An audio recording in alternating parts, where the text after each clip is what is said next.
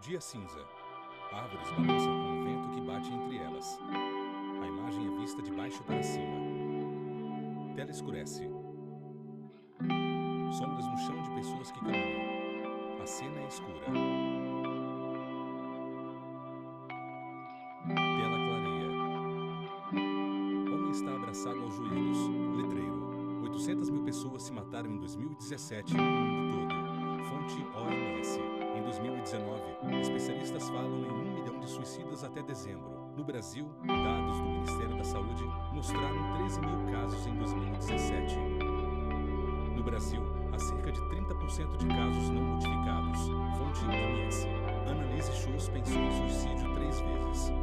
Foi salva pela mãe Angélica. Imagem de cima do eixo monumental em Brasília DF. Dia nublado. Pessoas caminham na rua. 2 mulheres caminham de mãos dadas. Annalise Schulz, engenheira de software.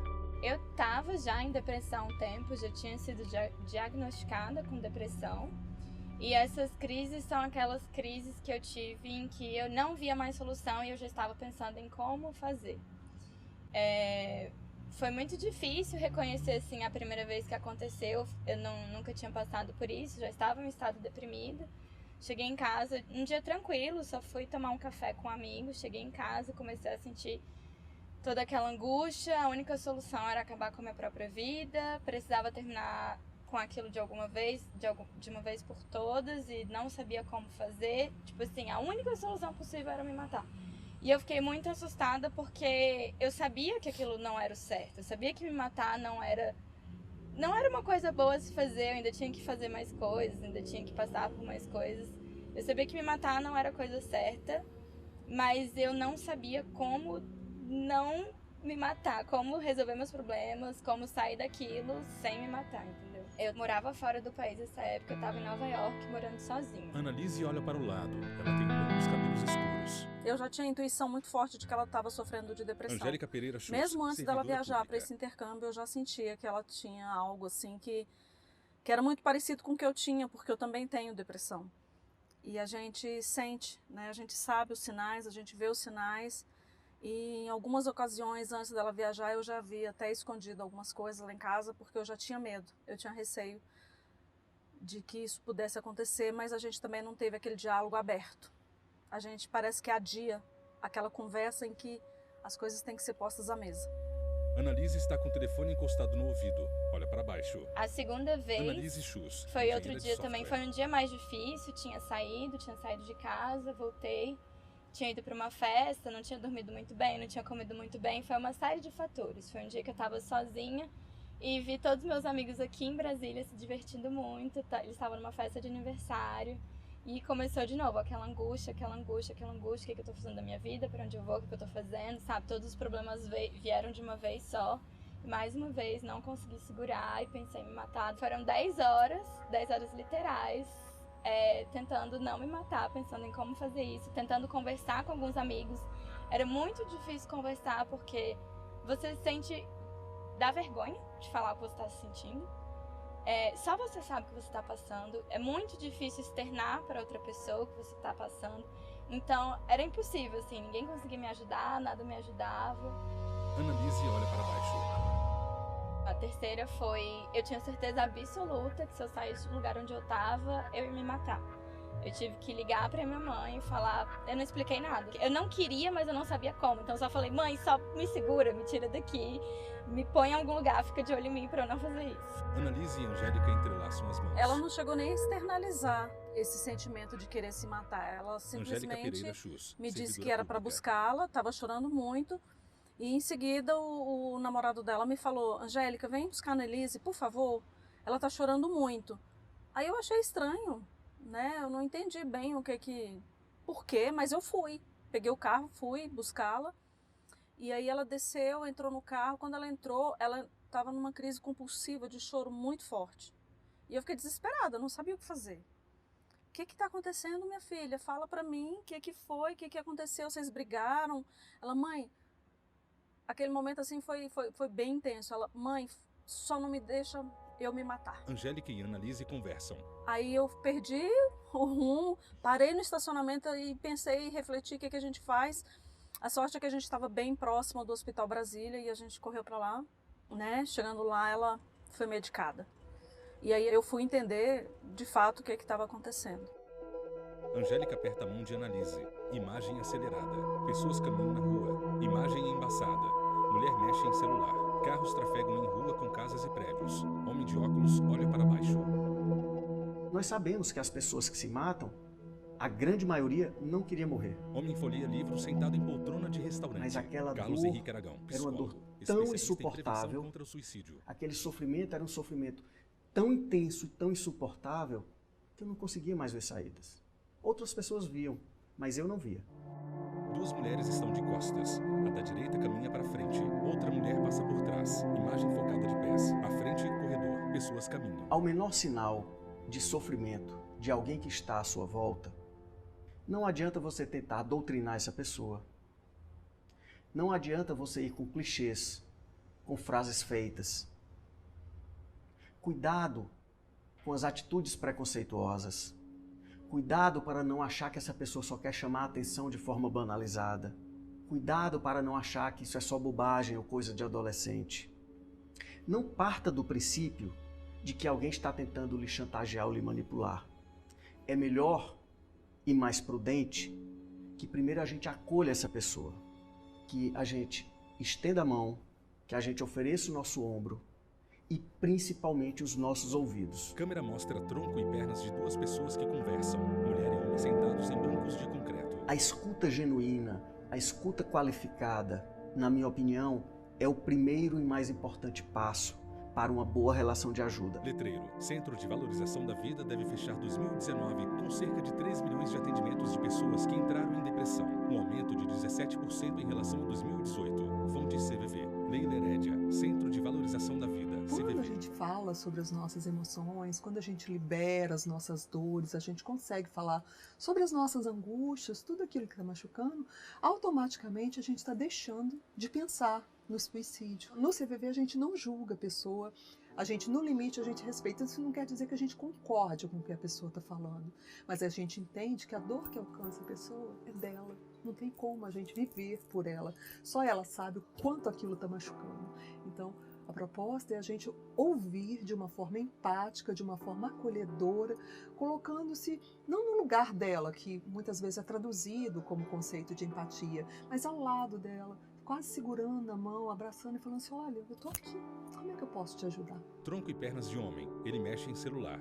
Nós sabemos que o suicídio está intimamente associado à doença mental. Humberto Correia. Nós temos estudos que mostram que em praticamente 99% dos suicidas havia uma doença mental no momento do ato, no momento que a pessoa se matou. E a ideação suicida, ela faz parte desse contexto, disso que nós chamamos de comportamento suicida, que começa então nas ideias de morte. Então, quando a pessoa começa a ter pensamentos do tipo: seria melhor estar morto do que estar vivo, se eu morresse hoje não faria diferença. A ideação suicida propriamente, quando a pessoa passa a pensar em tirar a própria vida, né, não só apenas em morrer. O plano suicida, que é quando a pessoa ela tem ideias de suicídio e passa a pensar em métodos de como executar esse ato, até propriamente a tentativa e o suicídio, né? Então faz parte desse contínuo, né, do comportamento suicida. Homem leva a mão aos olhos em rua. Imagem de homem passando a mão nos olhos. Pessoa deitada com a cabeça nos braços em madeira. É muito louco, porque existem, de fato, 1000 motivos pra gente não se matar. Annalise Schuss. Mas quando a gente tá nessa crise, é muito difícil a gente organizar nossa cabeça pra que isso faça sentido de verdade no nosso coração, sabe? Quando a gente tá muito angustiado, a gente tá cego, a gente não enxerga as coisas boas, a gente só realmente quer acabar com isso. E a única forma possível de resolver esse problema é tirando a sua própria vida. Na época das crises, fiz tratamento com remédio durante vários anos e meses. Silhueta de pessoa. Angélica Pereira Schuss. Lembro bem que na época da crise, dessa última crise mesmo, mais forte, a gente precisou de um psiquiatra, de um bom psiquiatra, porque é ele quem receita, né? E depois disso a gente foi procurar psicólogo e psicanalista. É muito importante essas duas coisas estarem sempre juntas. O remédio para te dar disposição física, energia, e a terapia, seja qual for, para você resolver suas questões e a causa disso. Pessoas caminham em corredor largo. Homem observa pessoas caminhando. Tudo que uma pessoa que está em sofrimento, principalmente em sofrimento grave, precisa é de boas vinculações.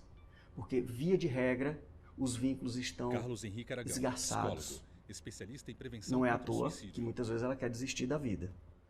Vamos oferecer ajuda e depois nós vamos ver se de fato aquilo era algo mais simples, que nós próprios podemos resolver, ou se é algo mais grave, que em alguns momentos nós já precisamos encaminhar os profissionais de saúde. Então, essa é a postura adequada e recomendada para alguém que vê um colega, um parente, um amigo em sofrimento. É chocante, é difícil, né? A última coisa que a gente quer ver é um filho sofrendo. E por saber o nível do sofrimento, como a gente já vive com esse sentimento, é muito difícil ver um filho passando pelo mesmo, né? Pelo mesmo problema. E o que a gente tenta fazer, o que eu tentei na época, pelo menos, foi fazer exatamente o que eu procurei na época para mim também. Né? Foi terapia, eu fiz muitos anos de terapia, muitos e muitos, e também tomo remédio até hoje. Eu sei que nenhum pai merece passar por isso, nenhuma família merece. Mas quando passa, tem que ter cabeça, tem que dar o apoio necessário, né? Tem que estar ali junto. Foi o que, pelo menos, eu tentei fazer, né? Estar junto para superar junto. Aquela pessoa que, por exemplo, ela começa a falar que está desanimada, sem disposição para viver, começa a reclamar muito da vida dela, do trabalho, da escola e etc. Ela começa a falar sobre ideias de morte, ideias de suicídio, né? Então nós temos que estar muito atentos a esses sinais. A maioria dos suicidas dão sinais, né, e chegam mesmo a avisar antes de cometer esse ato. O Emile Durkheim, considerado o pai da sociologia, em 1897 escreveu um livro, O Suicídio, fazendo um apanhado do suicídio na França naquele momento final do século XIX. Ele dizia o seguinte, que a pessoa que tira sua vida faz uma comunicação. Ou seja, o suicídio é um ato de comunicação. Mas é uma comunicação para uma sociedade que não permite que essa pessoa se comunique de outra forma. Ora, se eu passo pela minha família, pela minha igreja, pelo meu trabalho, pela minha escola, e gradativamente eu vou perdendo a referência e eu vou desacreditando nas pessoas e nas instituições, o que me resta? Os profissionais de saúde, para quem tem acesso a eles, ou o que mais? Homem deitado em banco de rua, máquinas de exercício, Karen Scavacini. No Brasil, psicóloga a gente pode e olhar suicidologista. que depois de uma série que trouxe uma questão de suicídio de jovens, e isso ocorreu muito próximo da Baleia Azul, que foi um crime virtual, as pessoas começaram a ver mais e a entender mais tudo que poderia estar relacionado a suicídio. E até pensar como que um jovem pode pensar em tirar a própria vida. Né? Algo que acho que era o tabu do tabu. Existe uma subnotificação no sistema Humberto brasileiro. Correia, Né? professor e No psiquiatra mundo são do mais de FMG. 800 mil suicídios. Morre-se por suicídio mais do que guerras e homicídios somados. Morre-se por suicídio muito mais do que secundário ao vírus do HIV. Né?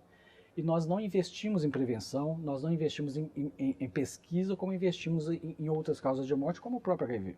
Né? Então, eu acho que combater esse tabu, combater esse estigma, ajuda a salvar vidas quando se trata do suicídio. Embora nossas maiores taxas sejam de idosos no Brasil hoje, o número de jovens, de suicídio de jovens, aumentou assustadoramente. Então, a gente pega de 2000 a 2015 um aumento de 65% nas taxas de jovens de 10 a 14 anos e 45% nas taxas de 15 a 19. É um aumento assustador. Alguns estados teve um aumento aí de 300 a 400% num período de 10 anos. Então, mesmo quando a gente está pensando em Brasil, a gente precisa olhar que esses números são muito diferentes de região para região. E muitos locais onde teve um aumento acentuado são locais onde tem indígenas, porque o suicídio indígena também vai ser maior do que o suicídio de idosos no Brasil. Existem sim alterações biológicas, moleculares, que explicam em parte o comportamento suicida. O comportamento suicida ele é complexo, multifatorial, E são várias as circunstâncias que podem levar o indivíduo a se matar, né? Nós temos N fatores de risco que vão desde aspectos sociodemográficos, clínicos, a doença mental, a situação psicossocial desse indivíduo, mas também aspectos biológicos. Por exemplo, nós sabemos que, em parte, o suicídio é geneticamente determinado. Então, uma história familiar é algo importante quando nós abordamos um paciente com risco de suicídio. A gente vê o aumento de casos de suicídio, sobretudo entre homens, Leila homens Herédia, jovens. Centro de Então, Valorização hoje a gente da já tem Vida, 13 CVV. mil brasileiros morrendo todos os anos por suicídio. Jovem brinca em balanço. Dia está ensolarado. Nós temos um outro dado, que para cada caso de suicídio há no mínimo 20 tentativas de suicídio. Portanto, nós estamos falando de no mínimo 20 milhões de tentativas de suicídio no mundo por ano. Jovem sentada de costas em parquinho. Então, é um número muito grande. E quando o outro morre, a gente morre um pouquinho também, né? Porque toda pessoa que se mata, as pessoas que estão à volta, pelo menos outras 30 são impactadas, segundo os especialistas. Porque você para pensar na vida, se você for muito próximo, você tem aquele sentimento de culpa. O que eu não fiz? O que eu deixei de fazer? Às vezes o sentimento da rejeição. Como que a pessoa foi embora? Não pensou na minha dor, não pensou na minha tristeza, não pensou em como eu ficaria. Aglomerado de pessoas. Imagem desfocada. Mulher sobe escadas. Imagem aérea de Teresina, Piauí. Mulher de costas caminha por calçada dentro de parque urbano. Ela usa um macacão escuro estampado de folhas. Agora, ela está sentada a céu aberto. Letreiro. Leidinalva perdeu a filha Jordana. Vista aérea de Teresina. Há um teatro de arena dentro de parque urbano. Ao fundo, casas e prédios. Sob a inocência de uma criança, deslumbrada pelo colorido dos doces, enfeitiçada pelo espírito sombrio e alado, no vento frio da madrugada, ao sol, o seu voo ensaiado. Vista aérea de cidade. Paisagem de prédios e casas entre ruas. Leidinalva Soares, educadora. A morte de um filho para uma mãe, eu costumo dizer que é um parto às avessas. Perder um filho, você fere totalmente as regras da vida, porque você nunca pensa ou nunca acha que você vai enterrar seu filho, né? Leidinalva está em céu aberto. Sua boca está fechada. Olha para o É um horizonte. impacto muito grande, porque ele mexe com tudo que você, toda a sua história, né? Porque ali alguém que você estava ali, que você pariu, que você viu crescer, ensinou as primeiras palavras, ensinou através dos seus olhos, ele aprendeu a enxergar através dos seus olhos, ele aprendeu a enxergar o mundo. Então você ensinou muita coisa. E de repente ele indo embora, parece que você não cuidou. Leidinalva está sentada a céu aberto. Folheia páginas de um livro. Seja lá qual seja o motivo da morte, mas o de suicídio, ele tem esse peso maior, né? Porque foi alguém que desistiu da vida. E que vida era essa, né? Por que ele quis desistir dessa vida? Já estou há 3 anos nesse luto, tentando me conscientizar, tirar esse peso, né?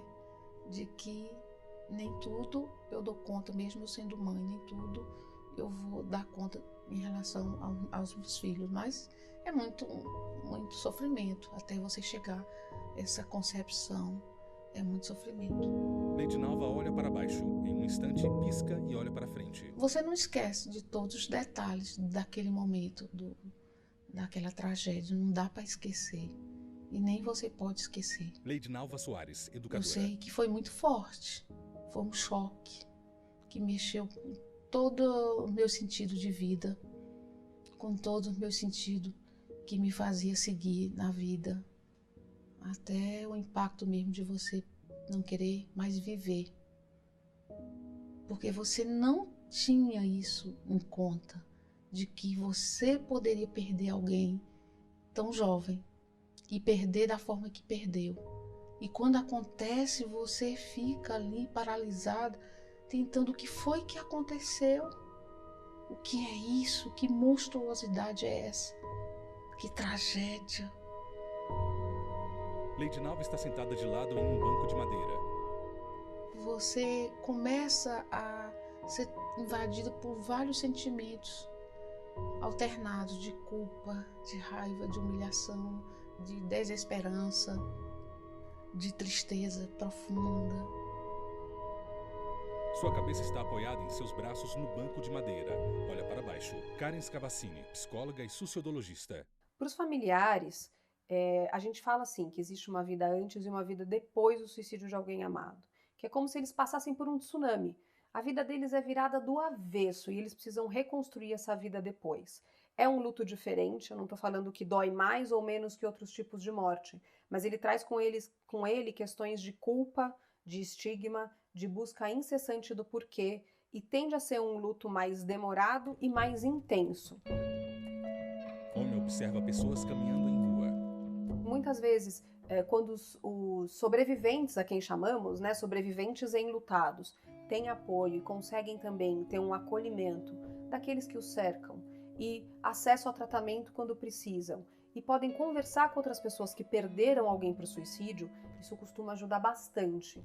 E por isso que hoje a gente vê aumentar muito no Brasil o número de grupos de apoio a pessoas que perderam alguém para o suicídio. Arte gráfica, letreiro, suicídio, saber, agir e prevenir. Para cada suicídio completo, hoje a gente sabe que 135 pessoas são impactadas por essa morte.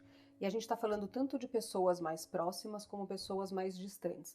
É claro que quanto mais próximo, maior o impacto. Então, se a gente pensar que a gente tem hoje 32 suicídios por dia no Brasil, mais ou menos 13 mil mortes no Brasil por ano, e a gente multiplicar por 135, olha o número de pessoas que são impactadas e que ninguém fala. Gráfico de porcentagem de impacto.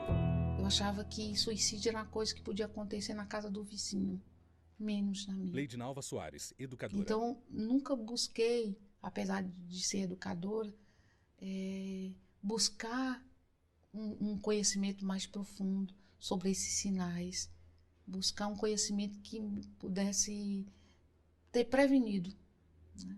Eu acho que depois que aconteceu, que eu fui ler, que eu fui investigar, e aí eu vi que muita coisa estava lá nas informações. Muita coisa eu poderia ter feito. As pessoas precisam ser mais empáticas com aquele que perde, né? E no final o que acaba, eles recebem muito julgamento. Então eles têm um direito de serem tratados como pessoas que perderam de qualquer outra forma, né? Que perderam entes queridos por outras formas. Mas isso não é o que a gente vê acontecer no dia a dia. E direitos legais, eles têm os direitos como qualquer outro tipo de morte. Não há nenhuma legislação nacional que realmente conceitue o que seja suicídio. Laura Lopes. Nós, operadores do direito, a gente, na verdade, retira essa conceituação do Código Civil, no seu artigo 13, que diz, é defeso, na verdade, você utilizar qualquer parte do seu corpo. Então, para a gente, na verdade, há uma proibição, né, no que tange ao direito de você se suicidar. Nós não temos o direito de se suicidar. Nós não temos esse direito. Porém, o que seria suicídio? É você, de forma, né, voluntária, você ata contra a sua própria vida. Mas, no entanto, se disser, tem uma legislação nacional que regule? Não. É tanto que achávamos que essa atual legislação, a 3.819, poderia vir como conceituação. No entanto, ela só propõe políticas nacionais, na verdade, de como, né, tratar o suicídio e a automutilação. Mas, porém, a conceituação ainda nós não poderíamos ter nessa atual legislação brasileira. Letreiro. Annalise Schultz dá dicas de como sobreviver às crises de depressão e angústia. Annalise Schultz, engenheira de software. A primeira coisa é que vai passar. Eu sei que parece que não vai passar, que você não vai dar conta, que você não vai conseguir lidar com esses problemas, que não vale a pena continuar tentando, mas esse sentimento vai passar. Mesmo que você não consiga resolver os problemas que estão te causando essa angústia, você vai conseguir meios para aprender a lidar com eles. Você vai criar artimanhas para conviver com a sua dor. Não necessariamente ela vai passar a sua dor, mas essa angústia, essa necessidade, essa falta de esperança vai passar sim, eu prometo que vai passar. Quando você se acalma, respira, você consegue enumerar cada sentimento, você consegue separar o que você está sentindo, você consegue ver que não é sua vida que está uma droga e um lixo que precisa acabar, mas são problemas pontuais que você vai conseguir lidar com eles aos poucos. Depois que você está mais calmo, peça ajuda. Mas peça ajuda sem se explicar demais, porque é muito difícil explicar o que a gente está sentindo aqui dentro, nem a gente consegue entender. Quando a gente vai começar a explicar, vai gerar preocupação, vai gerar angústia, só liga para alguém e fala, seja família, seja amigo, seja quem for. Tem como você ficar aqui comigo só um pouquinho? Fica comigo essa noite, dorme aqui? Tem como você fazer uma companhia? Pede ajuda para alguém, pede companhia para alguém, só para estar ali do lado. Não precisa se explicar muito. Se você não tem ninguém por perto, liga. Existem vários números na internet para prevenção de suicídio. Nem que seja um bombeiro, uma ambulância. Só liga para alguém para ficar ali com você um pouquinho. Porque a questão da depressão, da ansiedade... são coisas já provadas, são coisas físicas também, são alterações físicas e químicas. E existem muitos estudos e pesquisas a respeito disso. Quando você procura a ajuda de um profissional, ele já vai saber te encaminhar para o melhor tratamento no seu caso, entendeu? Annalise beija a mãe. Por final, viver vale muito a pena. Eu sei que a dor que você sente aí dentro é muito difícil de lidar.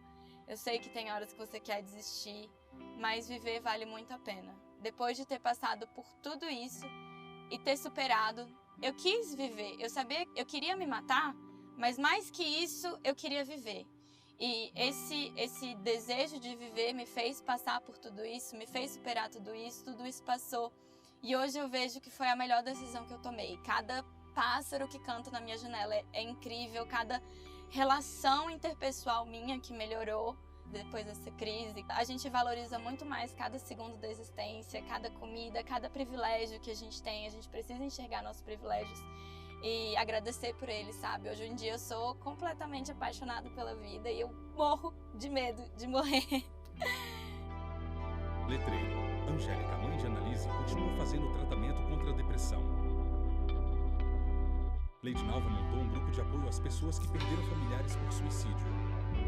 Créditos. Direção, Bila Franzoni e Thiago Oliveira. Produção, Jussiane Matos. Assistente de produção, Luciano Oliveira e Maíra Buani. Roteiro e edição, Robin Souza. Som direto, Anderson Rodrigues e Thalita Magno. Iluminação, Ítalo Cândido e Luiz Moura. Assistência técnica, Kleber Leite e Thiago Mesquita. Iluminação, Luiz Moura. Imagens, Carlos Ferreira, Lúcio Ribeiro, Luiz Guilherme, Léo Cândido, Marcelo Antônio Braga e Rafael Reis. Videografismo, Leonardo Veloso. Montagem e finalização, Guilherme Oliveira. Agradecimento especial, psicólogo Carlos Henrique Aragão. Núcleo de programação, Rosa Wazer. Núcleo técnico, Fábio Neves. Núcleo de produção de programas, Flávia Soledade. Supervisão, Coordenadoria de TV e Rádio, Secretaria de Comunicação Social, STF. Realização TV Justiça 2019. Audiodescrição, Visuáudio. Roteiro, Ana Luísa de Franco. Narração, Vinícius Souza.